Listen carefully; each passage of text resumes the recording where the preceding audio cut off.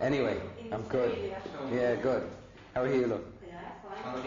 Has Bath shown the city for you? I haven't seen Pat yet. No? No, I haven't seen her. We only get in late last night. Are you talking to her today? Did you talk to her?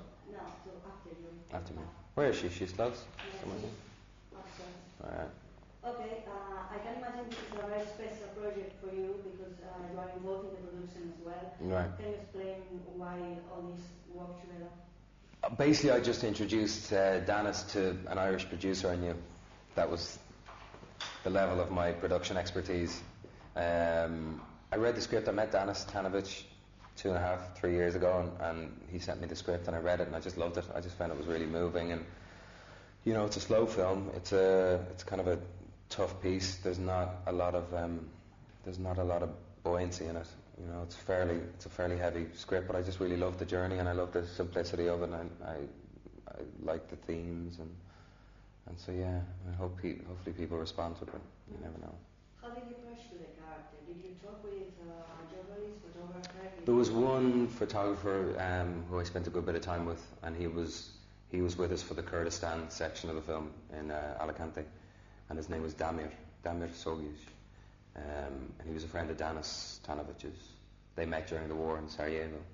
And Damir worked for Reuters, still works for Reuters. He's been in every major war zone in the last 10 years around the globe, so he was incredibly generous with the experiences that he's had, and just talking to me about why he does what he does, and he hadn't really got a definitive answer for why he does what he does, but there seemed to be some level of compulsion there, and he was kind of my template, you know, my personal template. How did you manage to go in and out of the character? I mean, when directors say cut, do you still suffer in all the process of creation of this character, or you are able to say, I'm not shooting now, and relax? Yeah, no, at the end of the day, absolutely relax. I mean, this was like, you know, you're shooting 5 or 6 day weeks, and you're doing 14 hours a day, and you know, the character was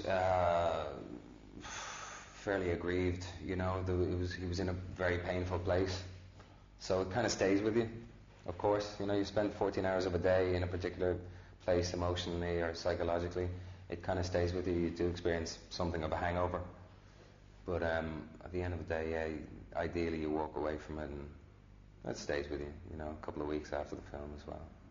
What about Christopher Lee? Is the most gorgeous, yeah. Did you learn something of him? I don't know, man. Like, he was incredible. He had pages and pages of dialogue. You know, he's a very graceful man. I just enjoyed being around him. I just really loved working with him. Do you watch yourself with 87 years working in cinema? I don't know. He's unbelievable. I mean, he's not happy with the 257 films that he's done. I think he's more prolific now than he was 50 years ago. Incredible, yeah, testament to the strength of that man. The fact that he was doing 4 or 5 pages of dialogue a day.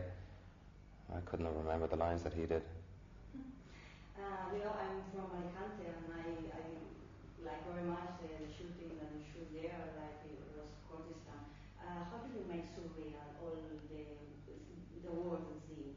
Nothing to do with me. Production design, incredible crew. You know, incredible Spanish crew and Irish crew that just came together and used the topography of Alicante, which, I mean, they had done scouted locations in a few different countries, and they found that, you know, the topography in Alicante was very like what it would be in Kurdistan. And then just the crew just did a really incredible job of dressing it, you know. Mm-hmm. What was your first reaction when you saw the film finished? Horrified. Always. Anytime I have anything to do with anything, horrified. You know, I don't really, not a big fan.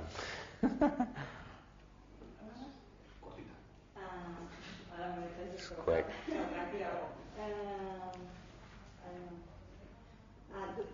Did you watch No Man's Land previous to make this film? I had seen it before I met Danis, so not as a preparation for this film, but I had seen it just as a film fan and loved it. Yeah, beautiful film. He works very well in your scene. Yeah, he is a very true and I'm sure he would tell you himself, painful connection with war and with the idea of war and the reality of war. I mean, Danis was in Sarajevo and the city was under siege, so he lived, he survived through that war, and saw a lot of people who weren't as fortunate fall by his side. So he has a very personal relationship with war, and he kind of understands it deeply, as much as somebody can understand the chaos that is war. Okay, thank you. Cheers, love. Thank you. You're welcome. Thanks. Bye-bye.